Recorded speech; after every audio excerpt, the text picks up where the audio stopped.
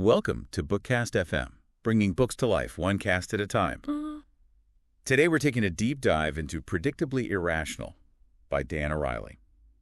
It's all about behavioral economics. Oh, yeah. Have you ever wondered why you make choices that just don't make sense, even when you think you're being totally rational? Oh, yeah, all the time. So get ready to have your mind blown, because this book is going to reveal all these hidden forces that shape the way we decide things. Yeah, it really flips the script on that whole idea that we're these perfect, rational decision makers. Right. Like traditional economics would have us believe. Yeah. It turns out that emotions and all sorts of biases and social pressures, they really they get under our skin and mess with our decisions, even when we're convinced we're being totally logical. Yeah, it's we think we're in control, but there's all this stuff going on behind the scenes. Yeah. So let's start with this idea of the illusion of rationality. Ariely uses some seriously clever experiments to expose how our minds aren't as logical as we think they are. Oh, yeah. One example that really stood out to me was the one with the subscriptions to The Economist. Oh, yeah, that's a good one. That's a classic. It's such a good example. It shows the decoy effect. Yes. Okay, so tell us about that one. Okay, so picture this. They offer these 3 subscription options: online only, print only, and then both print and online. Okay. Now, here's the thing. The print-only option Yeah. was the same price as the print and online option. That doesn't even make sense. I know, right? It seems totally illogical, right? But it's actually super sneaky. It's so smart. And, it works. So they're, intentionally trying to make that combined option seem exactly like a total steal. Yeah, it's I might as well get both. Right. It's the same price. You know what I mean? It's well, why would I not get both? Exactly. But really, it's like a trick. Yeah, it's all about shifting how you see value, Most people, they jump on that print and online package. They feel like they're, getting away with something. But if you really think about it, they're tricked into spending more than they would have if that print-only option wasn't there. If you only had online only or print on online, It's that print-only option. It's it's there for a reason. To make you think you... Exactly. He calls it decoy. It anchors you to a certain price point. Anchoring bias. Anchoring bias. There it is. It's how easily our brains can just be manipulated. Right. Even when we're trying to be smart. Yeah.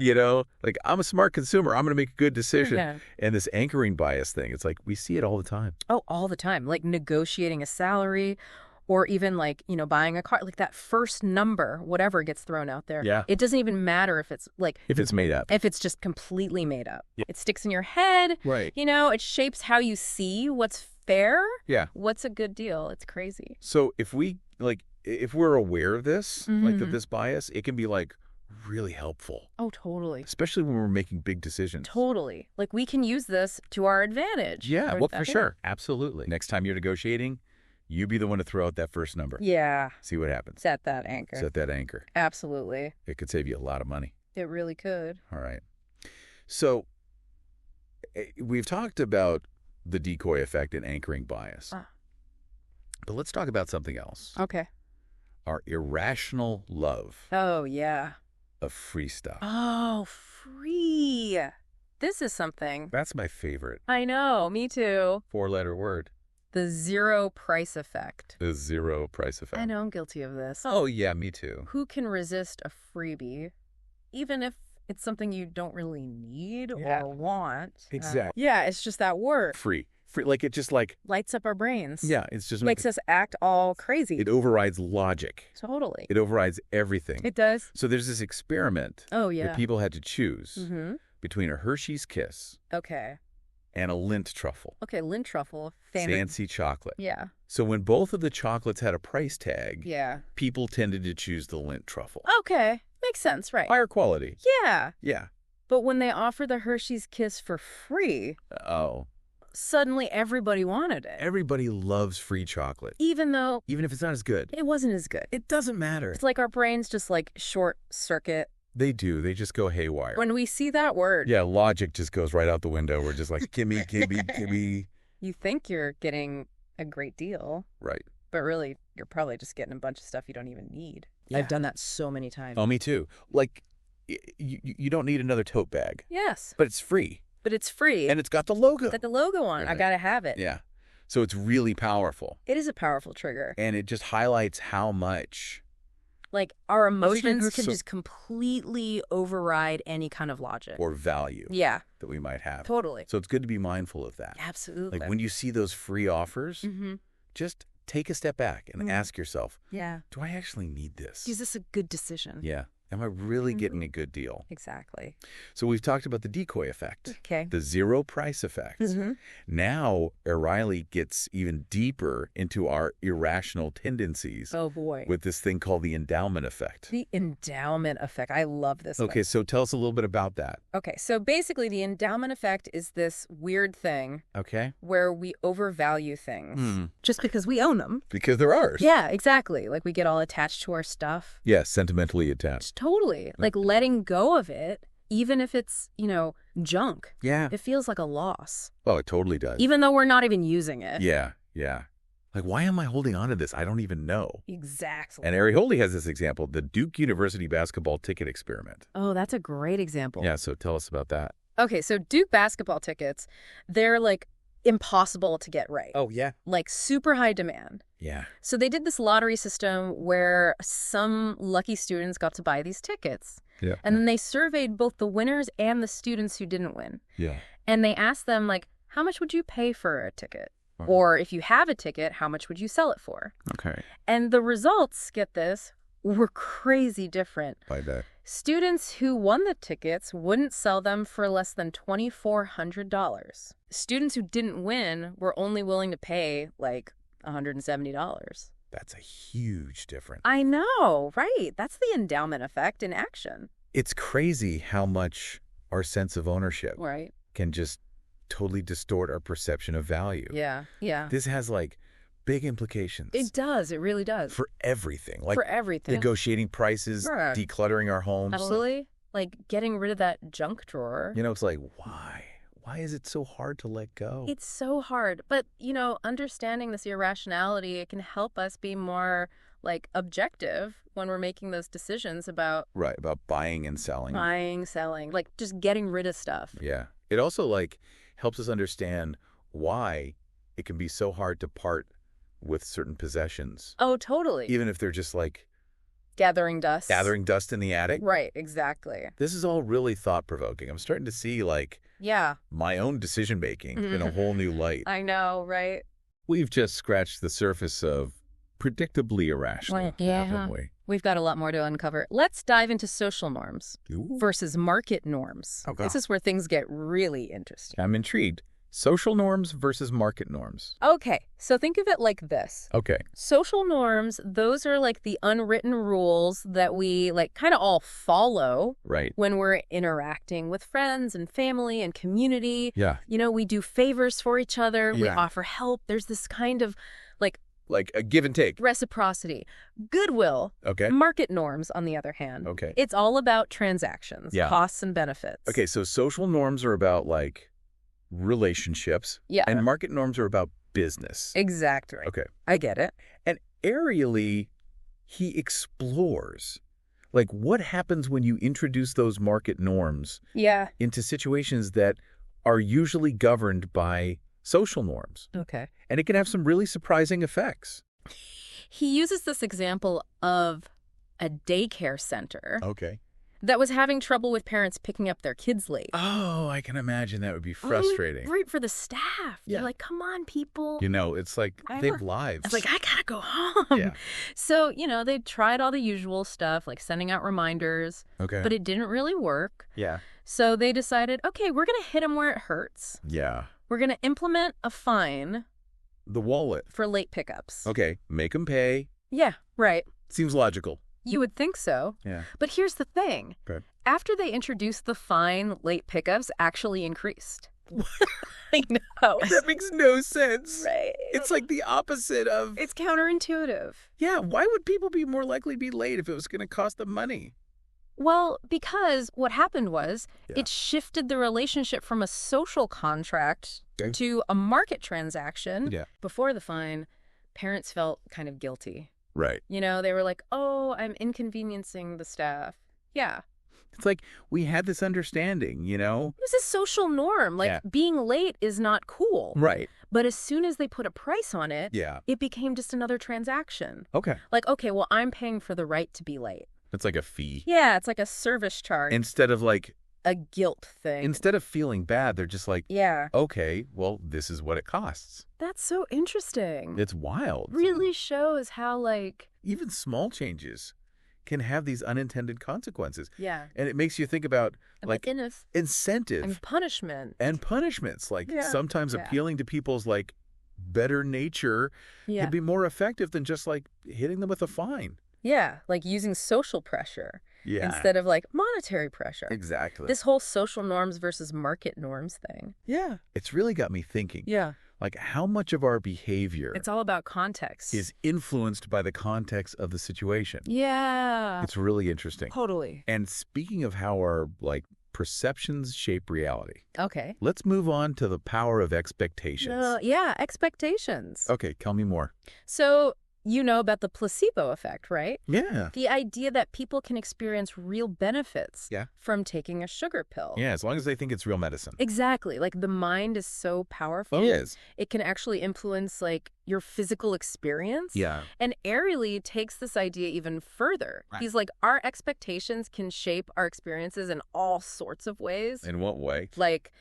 everything from how food tastes Oh, wow. to how effective a painkiller is. Okay. He talks about this experiment where people were given the same painkiller, Okay. but one group was told it was like this super expensive, high-quality medication, and the other group was told it was like a cheap, generic version. Okay. I bet I know what happened. What do you think happened? I bet the group that thought they were getting the expensive one felt less pain. You got it. I knew it. Like, the expensive placebo was way more effective at reducing pain. Wow. Even though it was chemically the same as the cheap one. That's incredible. Right. It's not just about what you're actually taking. Yeah. It's about, like, the story you tell yourself about it. Yeah, it's the story we tell ourselves. Exactly. Our expectations, like, they create this framework for how we interpret our experiences. Yeah, and this has, like, huge implications for everything. For everything. From marketing and branding to, like, how we approach personal challenges. So if we believe in ourselves and set, like, positive expectations, we're more likely to succeed. It's definitely a powerful tool. Okay. It's not magic, but understanding the power of expectations. It can help us, like, harness our own beliefs to create better outcomes. I love that. Right. Mind-blowing. I'm starting to see the world in a whole new light. In a whole new light. I know, right? This is so cool. Okay. And I can't believe how much we've already covered. Yeah. Is there anything else we should touch on? Yes. Let's talk about self-control. Oh, okay. And procrastination. Oh, this is a good one. Yeah, this is something we can all relate to, right? Oh, for sure. Like, the struggle is real. Yeah. I'm the queen of procrastination. Yeah. I'm always putting things off. Yeah, me too. Even when I know it's just going to stress me out later. Totally. Why do we do that? Right. It's like, why do we sabotage ourselves? Yeah. Ariely actually gets into this. Okay. Like, why are we so good at planning and so bad at actually following through, even when it's something important to us? Yeah. He talks about this study with MIT students. Okay. They had to write 3 papers over the course of the semester. Yeah. And they were divided into 3 groups. Okay. One group got to set their own deadlines. Okay. Another group was given strict deadlines, evenly spaced out. Okay. And the third group had one big deadline at the end of the semester. Oh, that sounds stressful. Right. Like the ultimate procrastination test. I'm guessing the group with the one big deadline, they procrastinated the most. You got it. I knew it. They put it off, stressed out, didn't do as well. Makes sense. But here's the thing. Yeah. The group who got to set their own deadlines, they didn't fare much better. Really? You would think. Yeah. Like having that freedom to choose your own deadlines. It would help you, It would help you manage your time. Like more control. You'd think. Flexibility. But no. We're not good at it. We're terrible at it. Okay. Most of them either like bunched all their deadlines together. Oh, yeah. Or spaced them out too far. Yeah. Which basically makes them more procrastinating. So the group with the externally imposed deadlines. They did the best. They did the best. Okay. Makes sense. They had that pressure, it kept them on track. Okay. It's all about present bias. Present bias. Our tendency to prioritize what we want now instead of over what's good for us in the future. Good for us later, yeah. Like choosing to watch Netflix. Mm-hmm. Oh, that's me. Instead of studying for that exam. Yeah. Even though we know studying will pay off. Yeah. But it's like that instant gratification. Yeah. Our brains are wired for it. It's like wired for it. We have two selves. Yeah, like a planner self. Yeah, the planner and the doer. Yeah. And the doer is always sabotaging the planner. Right. It's a constant battle. It is. But the good news is, okay, if we understand this present bias, we can actually put systems in place to overcome it.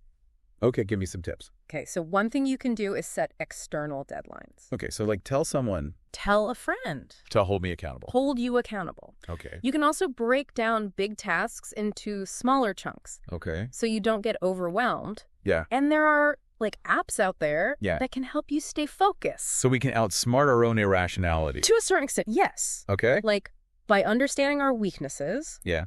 We can develop strategies to overcome them and make choices that are more aligned with our long-term goals. I love that. This is empowering. Right. Like we have a secret weapon now. Absolutely. Against all these forces that are trying to manipulate our decisions. Yeah. And speaking of manipulation, are you ready to get a little controversial? Ooh, tell me more.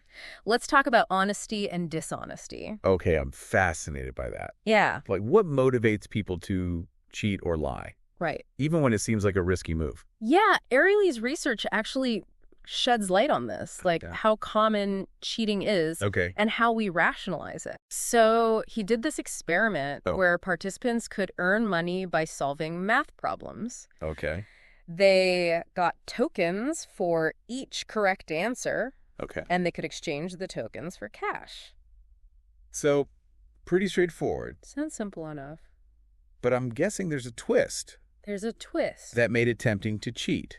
Exactly. Okay, tell me. They were told to count their own answers. Oh. And take the corresponding number of tokens. So no one was watching. No one was watching. The honor system. The honor system. I bet some people couldn't resist. They fudged their scores a bit. Okay. And a lot of them did cheat. Yeah. But here's the thing. Okay. Most people didn't go crazy. Okay. They just inflated their scores a little bit. Okay, so they were trying to get ahead. Like get ahead, but also still feel good about themselves. Exactly. Like I'm not a bad person. Yeah. It's like I only cheated a little. It's that balance, right? Between like wanting to win and also wanting to see yourself as a good person. Okay. Ariely says it's because we want to maintain this positive self-image. Okay. We want to think of ourselves as honest. Even if our actions aren't always matching up. Even when we're not, It's like we convince ourselves that a little cheating doesn't count. Right. But everyone does it. Yeah. Or I deserve this. Or I worked hard. I worked hard. I deserve this. Yeah. It's amazing how our minds can justify things. It is. Even when we know, deep down, it's not okay. It's not right. It's not right. Okay, so then what happened? Okay, so what's really interesting is just reminding people about ethics can drastically reduce cheating. Okay. So they did another version of this experiment where they had people sign an honor code before they started. Okay. And guess what? I bet it made a difference. Cheating rates plummeted. Why? Just from signing that honor code. So just having that reminder. That little reminder. Of your morals. Of your values is enough to keep us honest. Keep us on the straight and narrow. Yeah. That's so interesting. It is. It shows how powerful context and social norms can be. Absolutely. We need those cues to help us be our best selves. Yeah, to stay true to ourselves. Wow. And it highlights another big takeaway from the book. Okay. We're not always aware of the forces that are shaping our behavior, but if we understand them, we can start making more conscious choices. Okay. More deliberate choices. This is all so thought-provoking. Right. I'm seeing the world in a whole new way after this book. That's the beauty of behavioral economics, right? Yeah. It challenges how we think about decision-making. Yeah. And it reveals all those hidden forces. Yeah. And the best part is, knowing this stuff can be really empowering. It is. Right. It feels like we have more control now. Yeah, absolutely. It is empowering, right? And this is really just scratching the surface of Predictably Irrational, Right. like the book goes even deeper into these concepts and gives you like actual advice on how to use this knowledge to make better choices. Like you were saying before about procrastination. Yeah. Ariely talks about some pretty concrete ways to fight that, like setting those external deadlines Okay. and using what he calls commitment devices. Commitment devices. Okay, that sounds interesting. What are those? So think of them as like ways to hold yourself accountable to your future self. Like one example is deciding how much money you'll spend at the bar before you even go out. Oh, okay. So like you pre-commit to a budget. I see. And that way you're less likely to make, those impulsive decisions when you're, in the moment. Yeah, you're caught up in the moment. Yeah, exactly. It's like you're giving your future self a fighting chance. Yeah, exactly. Like your present self is like, I want to have fun. Yeah. But your future self is like, uh-oh, credit card bill. Yeah, I like that. Okay, so commitment devices. Good tip. Yeah. And remember we were talking about social norms before? Yeah. Ariely suggests that, like, we can actually use this knowledge about social influence to, like, create environments that encourage ethical behavior. I see. So it's not just about, like, punishing bad behavior. Right. It's about promoting good behavior. Yeah, like rewarding it. Exactly. Yeah. Like that honor code experiment, remember? Oh, yeah. Just a little reminder Of of those those ethical ethical standards standards, yeah. can make a big difference. It's like setting clear expectations and creating a culture of like honesty and integrity. Exactly. It's like giving people those little nudges to make those good choices. It's like we all need a little nudge sometimes. You do.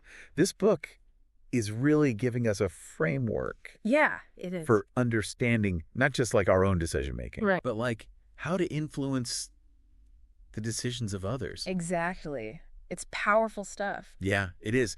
This has been such an eye-opening conversation. I feel like I've gained a whole new perspective. Yeah. Predictably Irrational has really given me a lot to think about. It's one of those books that just like stays with you. Yeah. You start seeing these irrationalities everywhere. Right, everywhere. And that awareness is like the first step Yeah. to making better choices. Yeah, to making better choices.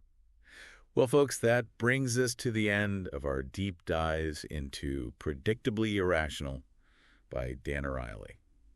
I hope you found it as fascinating as we did. Yeah, me too. We explored the hidden forces that drive our decisions, from the allure of free, to the pain of loss, the power of expectations, the struggle with self-control. It's all in there. It's all part of being human. And we've learned that while we're all predictably irrational in our own ways, this doesn't mean we're powerless. No, not at all. By understanding these patterns, we can start making better choices. Absolutely. Choices that are more aligned with our values and our goals. Yeah. It's all about taking control. If you enjoyed this deep dive and you want to learn more, we highly recommend you check out the book yourself. Predictably Irrational. You can find a link to purchase the book in the description. And by supporting the author, you're also supporting us. Yeah, keep those deep dives coming. Yeah, keep those deep dives coming. Thank you for joining us on BookCast FM. Bringing books to life. Bringing books to life. One cast at a time. One cast at a time.